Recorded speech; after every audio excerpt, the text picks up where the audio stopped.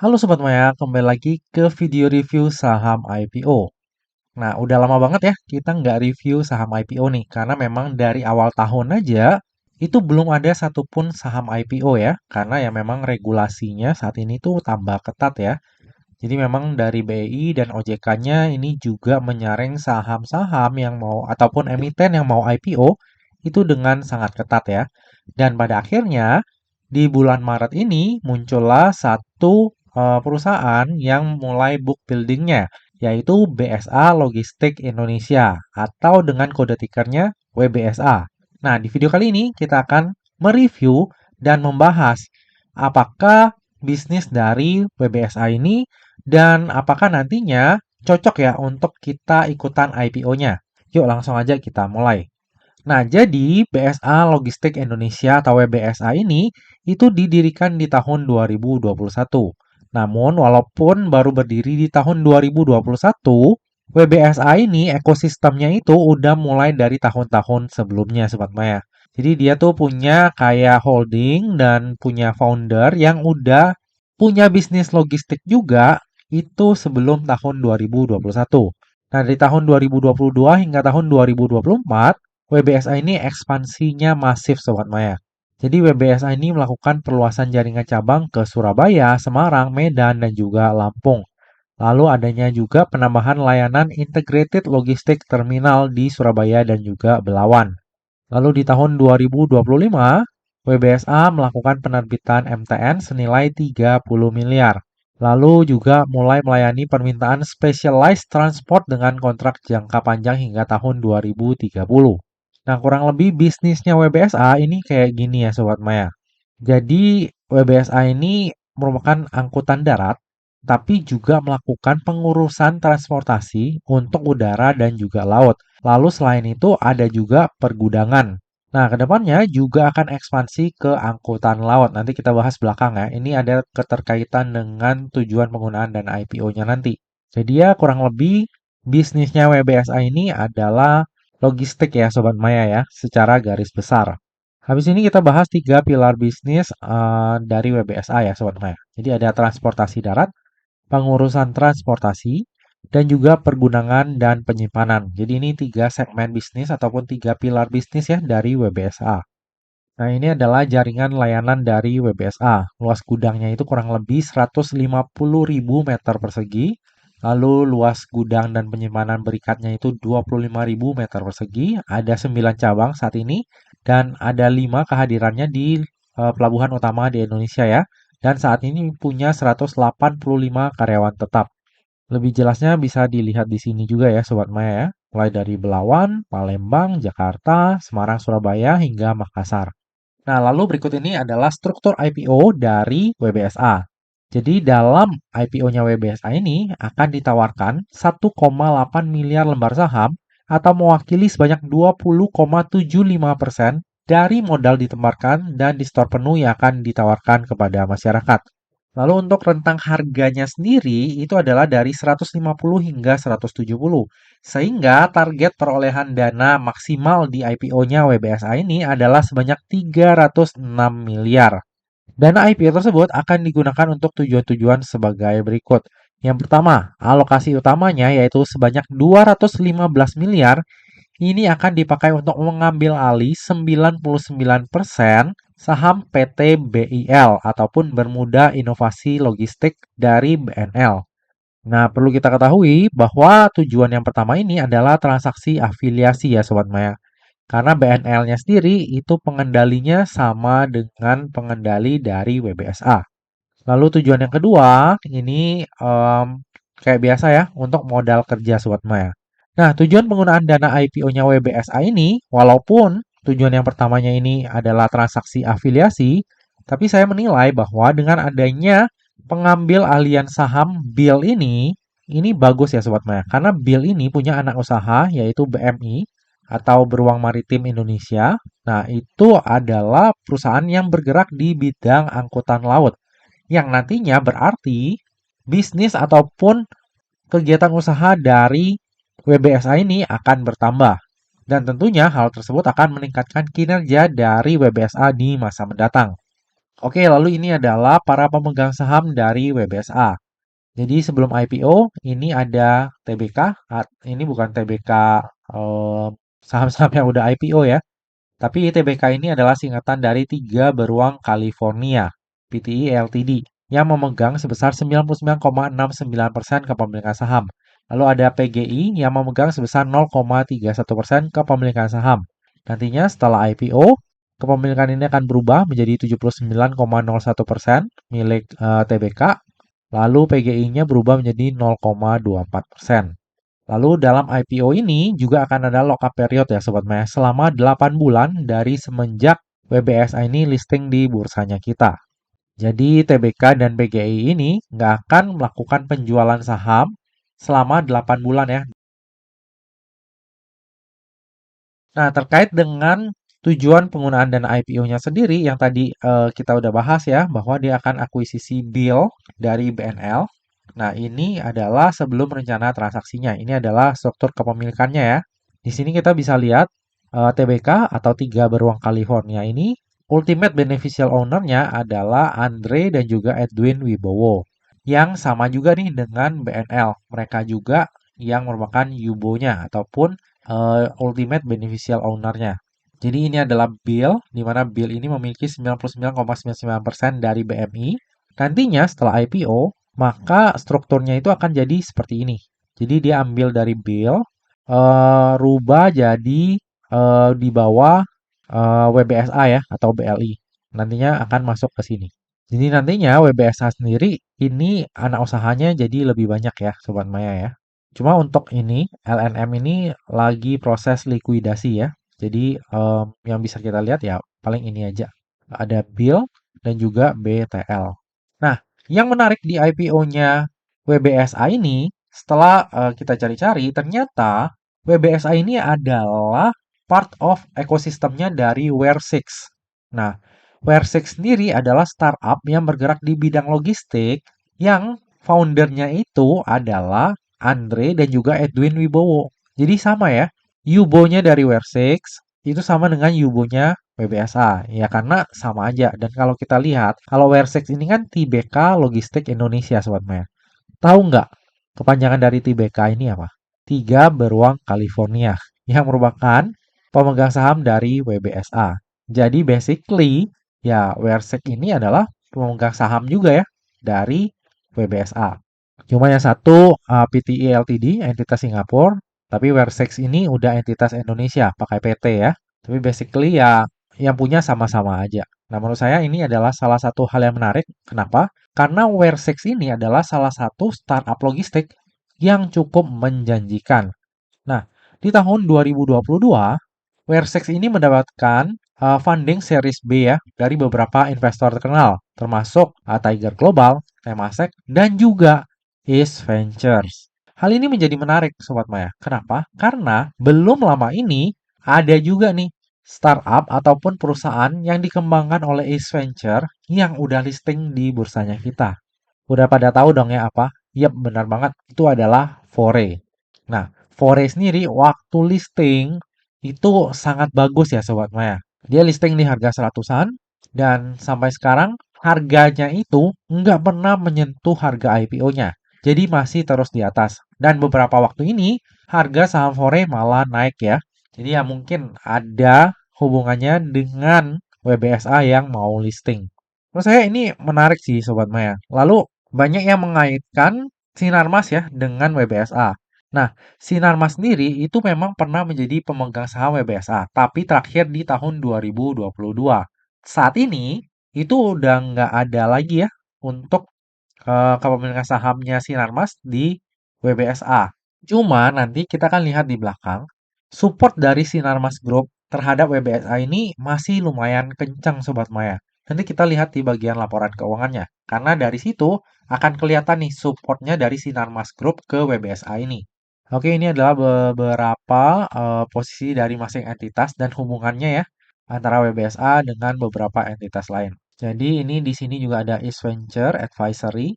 Ini terafiliasi ya berdasarkan kesamaan posisi direksi dan komisarisnya. Jadi menarik sih. Nah, ini adalah Andre yang merupakan Yubo dari WBSA. Jadi kalau misalnya kita lihat ya sebenarnya kalau dari struktur kepemilikan saham sendiri, Andre ini lumayan banyak ya menjadi Yubo di perusahaan-perusahaan lain yang terkait dengan WBSA Sobat Maya. Salah satunya ya itu ya, founder dan CEO di Tiga Beruang California PTI Ltd yang merupakan entitas Singapura, tapi entitas Indonesianya itu adalah Wear6. Lalu yang menarik di sini, Bapak Wilson Cuaca yang merupakan komisaris utama dari Fore, ini juga menjadi komisaris ya di WBSA ini. Nah, ini kayaknya foto terbaru ya. Makin awet muda aja beliau nih dari semenjak IPO-nya Fore kemarin ya. Makin awet muda, makin keren nih. Nah, dengan keterkaitan Bapak Wilson ini di IPO-nya WBSA, saya lumayan percaya diri bahwa mereka akan mengulangi kesuksesan Fore juga, Sobat Maya. Jadi bukan tipe yang mau exit di market, tapi memang mau mengembangkan usahanya lebih baik lagi ke depannya. Lalu dari sisi komisaris independennya, ini juga ada Bapak Yusuf Wibisana ya. Nah, kalau misalnya kita lihat track record-nya nih Sobat Maya, Bapak Yusuf Wibisana ini ya track record-nya bagus banget ya. Jadi kayak pernah di PwC, terus juga anggota Dewan Audit OJK, terus anggota Komite Perbankan Syariah Bank Indonesia, dan profesi lainnya yang sebenarnya ini mentereng semua ya Sobat Maya. Jadi saya yakin WBSA ini bukan perusahaan kaleng-kaleng yang mau exit di market doang ya. Jadi memang kalau kita lihat dari komisaris direkturnya itu memang orang-orang yang handal di bidangnya ya. Jadi dari sisi komisaris dan direkturnya ini udah oke nih untuk WBSA. Oke, lalu ini adalah laporan laba rugi dari WBSA. Kalau kita lihat dari tahun 2022 ke tahun 2023, ini naiknya signifikan ya untuk pendapatannya. Nah, lalu dari tahun 2023 ke tahun 2024, memang ada kenaikan, tapi ini sangat kecil. Jadi kenaikannya itu nggak signifikan. Tapi kalau misalnya kita lihat di tahun 2025, di periode yang sama yaitu per 30 September, ini kenaikan dari tahun 2024 ke tahun 2025 ini lumayan tinggi ya Sobat Maya. Dan bisa aja full year-nya di tahun 2025 itu pendapatannya mungkin bisa mencapai 2 triliun ya kalau kita lihat perbandingannya seperti ini. Karena di tahun 2024 itu kan pendapatannya 1,7 miliar, padahal di bulan Septembernya masih 1,19 miliar ya. Jadi nggak menutup kemungkinan di tahun 2025 full year-nya itu nanti pendapatannya jadi 2 triliun. Angka yang lumayan fantastis ya untuk perusahaan logistik. Tapi kalau misalnya kita lihat dari sisi laba bersihnya, ini agak sedikit apa ya Sobat Maya ya. Bisa kita bilang net profit marginnya itu tipis banget. Di tahun 2022 ini pendapatannya 1,2 triliun, tapi laba bersihnya itu hanya 11,8 miliar. Jadi net profit marginnya itu kecil banget. Lalu di tahun 2023, ketika pendapatannya naik banyak, tapi laba bersihnya justru berkurang, hanya jadi 3 miliar. Hal ini salah satunya karena beban pokok pendapatannya itu naik, lalu beban usahanya juga naik, dan beban keuangannya naik double ya dibandingkan dengan tahun 2022. Dan hal ini mengakibatkan ya akhirnya net profit marginnya jadi tambah tergerus dan labanya juga makin sedikit. Nah di tahun 2024 ini walaupun pendapatannya itu nggak naik banyak, tapi laba bersihnya naik lumayan signifikan. Hal ini berarti ya beban pokoknya udah segitu-segitu doang, mereka udah beradaptasi, mungkin melakukan efisiensi juga, sehingga laba bersihnya itu bisa naik. Dan di tahun 2025, efisiensi ini makin kelihatan ya Sobat Maya. Per kuartal 3 itu pendapatannya 1,5 triliun dan mendapatkan laba bersih itu 24 miliar. Jauh lebih besar dibandingkan dengan tahun 2024 ataupun 2022 ya. Jadi ada kemungkinan setelah tahun-tahun 2025, WBSA ini akan semakin efektif dan efisien ya melakukan kegiatan bisnisnya. Terlebih nantinya ketika udah pasca IPO nih, ketika mereka udah akuisisi Bill, harusnya itu akan jauh lebih baik ya untuk kinerjanya. Jadi mari kita tunggu aja kalau misalnya mereka memang bisa melakukan efisiensi terus terus meningkatkan kinerjanya, bukannya nggak mungkin ya WBSA ini akan menjadi growth company yang bisa kita pantau juga ke depannya. Oke, lalu ini adalah breakdown dari pendapatannya WBSA ya. Nah, ini adalah pendapatan per 30 September 2025, totalnya 1,5 triliun. Kita bisa lihat di sini itu pendapatannya masih mostly dari transportasi darat ya. baru habis itu pengurusan transportasi, dan terakhir pergudangan. Dan kalau kita lihat di sini Sobat Maya, walaupun transportasi darat ini pendapatannya gede, tapi marginnya sedikit ya Sobat Maya ya. Margin kotor lah, karena ini beban pokok pendapatannya. Jadi, walaupun dia pendapatannya itu 897 miliar, tapi laba kotornya itu hanya 22,1 miliar. Sementara untuk pengurusan transportasi, ini marginnya jauh lebih tebal. Nah, semoga aja ke depannya pendapatan dari segmen pengurusan transportasi ini bisa lebih banyak ya. Jadi marginnya dari WBSA ini juga semakin tebal. Nah, berikut ini adalah rinciannya ya Sobat Maya dari kontribusi per segmen. Kalau misalnya kita lihat pendapatan dari transportasi darat ini mengalami peningkatan sebesar 199 miliar dibandingkan dengan periode yang sama ya di tahun 2024 per 30 Septembernya. Itu karena kenaikan pendapatan dari pengangkutan komoditas kelapa sawit mentah ya, serta didukung oleh kebijakan implementasi B40 di Indonesia. Lalu untuk pendapatan pengurusan transportasi ini mengalami peningkatan sebesar 122 miliar. Ini disebabkan karena adanya proyek specialized project dari pelanggan Oki Pulp and Paper Mills senilai 97 miliar. Nah, Oki Pulp and Paper Mills ini adalah bagian dari Sinarmas Group.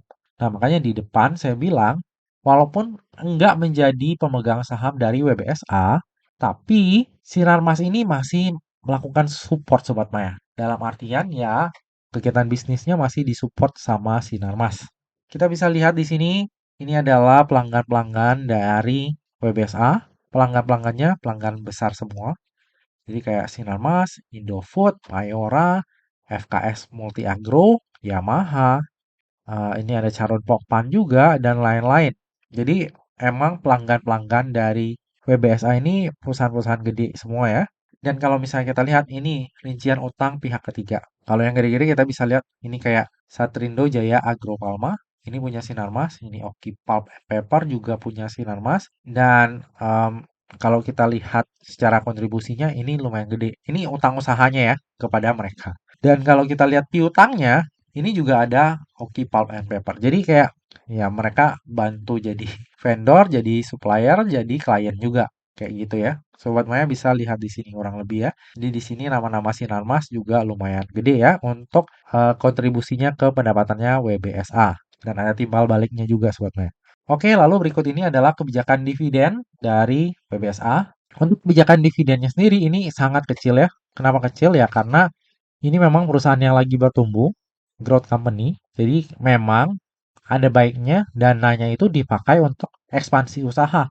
Jangan dipakai untuk dividen dulu. Jadi ya nggak spesial, nggak ada yang spesial di kebijakan dividennya WBSA ini ya. Lalu berikut ini adalah struktur terbaru dari IPO-nya kita ya. Jadi kalau misalnya Sobat Maya ingat, waktu itu mulai ada pengumuman waktu RLCO dan SUPA ya bahwa akan ada perubahan ketentuan terkait alokasi saham ataupun golongan penawaran umum untuk saham-saham IPO. Nah, kalau dulu hanya ada 4 golongan, sekarang jadi 5 Sobat Maya. Jadi beda ya. Nah, untuk penyesuaiannya juga ada perbedaan ya dibandingkan dengan yang dulu. Kalau misalnya WBSA ini dia dapat 300-an miliar, berarti dia masuk ke golongan 3. Nanti oversubscribe-nya itu penyesuaiannya 20% untuk porsi poolingnya Sobat Maya.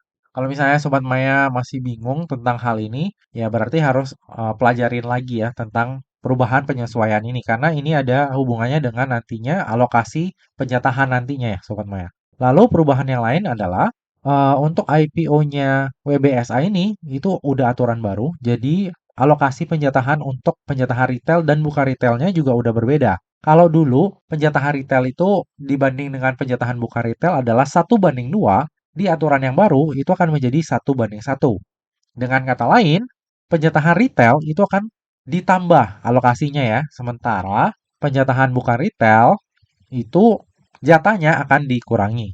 Namun, bukan berarti penjatahan retail itu akan dapat lebih banyak ya, Sobat Maya, dibandingkan dengan penjatahan bukan retail. Karena ya retail zaman sekarang tuh yang pesan IPO itu banyak banget. Jadi ada kemungkinan ya tetap aja nanti di IPO-nya WBSA ini penjatahannya itu juga akan dipukul rata ya. untuk alokasi penjatahan retailnya. Sementara untuk penjatahan bukan retail, itu juga ada perubahan di mana orang-orang yang dulunya yang punya dana banyak ya, yang mungkin bisa satu kali ngebom ataupun order di pooling itu bisa 300 miliar, 500 miliar, sekarang disesuaikan. Maksimal adalah sebesar 10% dari nilai emisi. Contohnya, saat ini WBSA itu nilai emisinya 306 miliar. Maka, satu orang ataupun satu SID itu hanya bisa melakukan pemesanan maksimal sebanyak 30,6 miliar. Nah, hal ini ada plus minus ya. Nah, katakanlah misalnya penjatahannya itu 2%. Berarti 2% kali 30 miliar itu berarti hanya sebesar 600 juta. Kalau misalnya satu kali buangan itu ada yang lebih gede dari 600 juta, ya kita udah tahu bahwa fixed allotment-nya kemungkinan besar keluar. Nah, jadi hitung-hitungannya lebih gampang. Dan ada kemungkinan alokasi penjatahan untuk muka retail itu akan sedikit lebih gede ya. Karena ya orang-orang yang mau ngebom gede, ya itu nggak bisa lagi. Ada cap-nya. Cuma ya karena penjatahan retail dengan penjatahan muka retail itu disesuaikan juga jadi 1 banding 1, ya kurang lebih mirip-mirip lah plus minus. Yang diuntungkan sih penjatahan retail ya. Cuma ya menurut saya pribadi karena retailnya itu banyak banget, mungkin nggak terlalu ada perubahan. Paling nambah 1-2 lot lah untuk penjatahan retail. Sementara kalau penjatahan bukan retail ya kurang lebih akan mirip-mirip atau cuma gede sedikit dibandingkan dengan IPO-IPO sebelumnya.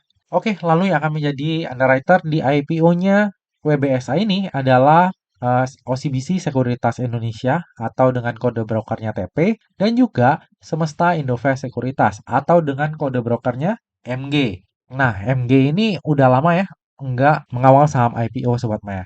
Gimana sih track record mereka berdua? Nah, cuma sebelumnya waktu saya membuat video ini, itu tiba-tiba di website IPO-nya ada penambahan underwriter, yaitu ada EU. Nah, EU ini ya kalau menjadi underwriter sih kurang menarik.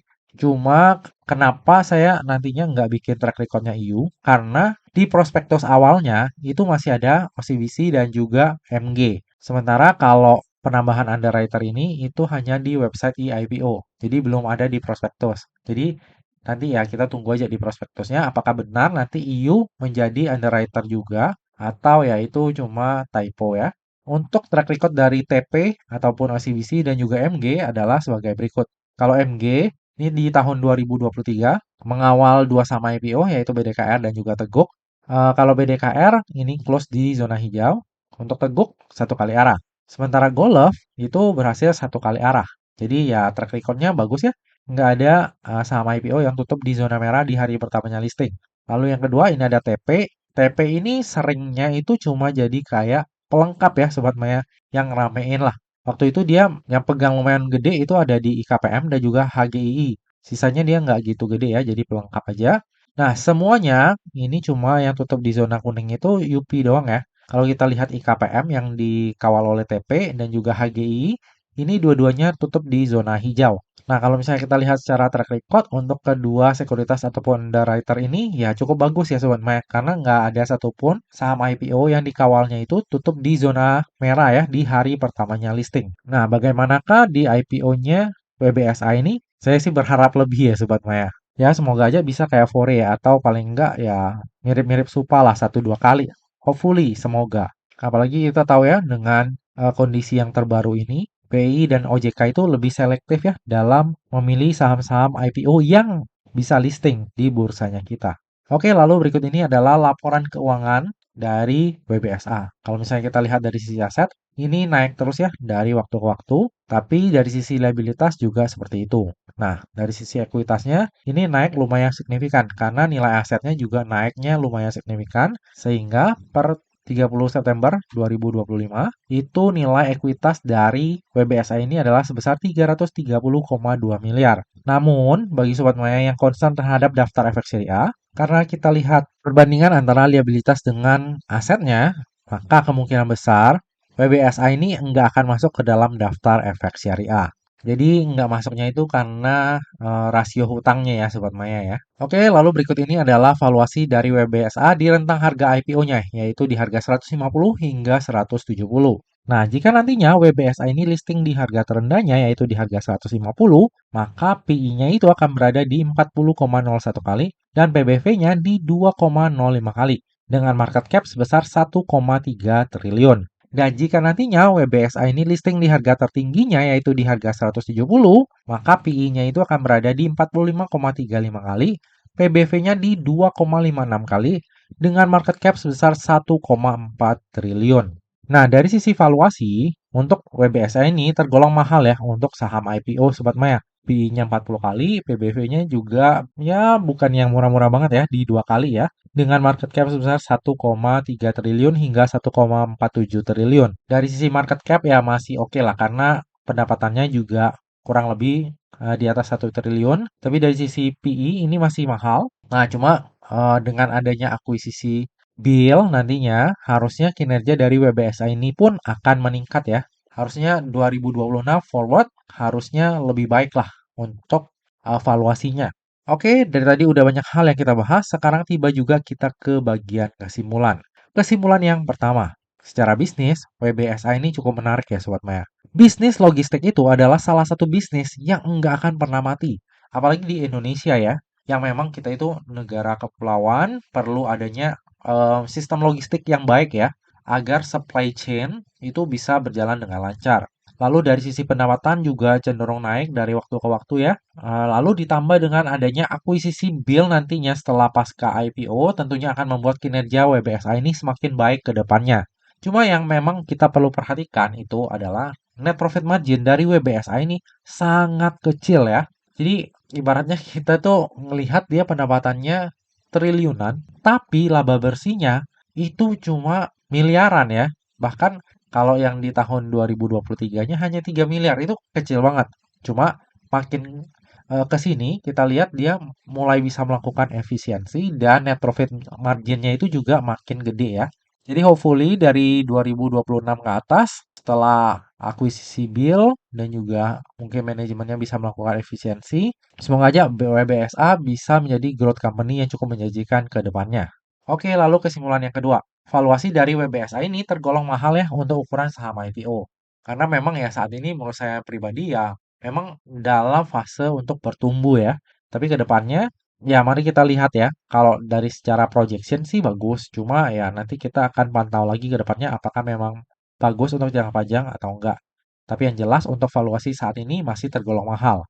Lalu untuk tujuan penggunaan dana IPO-nya sendiri, walaupun ya memang ini merupakan transaksi afiliasi, tapi menurut saya pribadi tujuannya itu lumayan bagus loh, karena dia tuh akan mendukung kinerja WBSA di masa mendatang. Kesimpulan yang ketiga, underwriter dari IPO-nya WBSA ini adalah MG dan TP. Nah, track record MG dan TP dalam mengawal saham IPO itu cukup bagus. Dalam 2 tahun terakhir, belum ada satupun saham IPO yang dikawal oleh MG dan juga TP yang tutup di zona merah di hari pertamanya listing. Semoga aja di IPO-nya WBSA pun akan seperti itu ya. Kesimpulan yang keempat, WBSA sendiri merupakan ekosistem dari Ware6. Ini adalah salah satu startup logistik yang menjanjikan ya, dan sudah diinvest oleh VC ternama seperti Ace Ventures, Temasek, dan juga Tiger Global. Nah, hal ini tentunya mendukung WBSA untuk dapat lebih cepat melakukan ekspansi dan memperbesar bisnisnya. Selain itu, kita bisa lihat ya, adanya dukungan dari Sinarmas Group untuk WBSA ini. Jadi harusnya ya kalau memang lancar, harusnya ya ke depannya WBSA ini akan jadi salah satu perusahaan yang lumayan besar ya. Kesimpulan yang terakhir, saya sendiri akan memanfaatkan momentum IPO ini untuk mendulang cuan. Dari sisi bisnis, menurut saya cukup menarik. Pendapatannya juga selalu naik ya dari waktu ke waktu. Dan untuk tujuan penggunaan dana IPO-nya, yaitu akuisisi Bill, menurut saya pribadi juga bagus. Tentunya akan meningkatkan kinerja dari WBSA, itu lebih baik lagi di masa mendatang. Lalu WBSA ini juga dikawal oleh underwriter yang oke. Dan terakhir, WBSA ini merupakan ekosistem dari Ware6 dan saya lihat juga mendapatkan dukungan dari Sinarmas Group. Jadi menurut saya pribadi ya lumayan oke ya. Banyak faktor-faktor yang mendukung untuk ikut serta di IPO-nya WBSA ini. Tapi seperti biasa ya Sobat Maya, yang namanya saham, terlebih saham IPO, itu nggak pernah luput ya dari yang namanya resiko. Jadi bagi Sobat Maya yang mau melakukan order saham IPO WBSA, Pastikan Sobat Maya melakukan order sesuai dengan resiko yang siap untuk Sobat Maya tanggung ya. Lebih lengkapnya nanti saya akan order berapa untuk IPO-nya WBSA ini akan saya share di tab community untuk Sobat Maya pengembangan dan juga utama.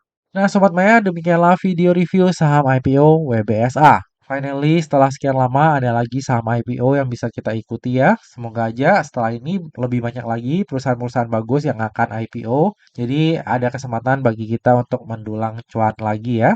Nah Sobat Maya, demikianlah video kali ini. Akhir kata, jangan lupa untuk selalu jaga kesehatan, jangan lupa untuk selalu bahagia, dan semoga perjalanan investasi kita selalu cuan bareng-bareng ya. Sampai jumpa di video-video lainnya. Dah.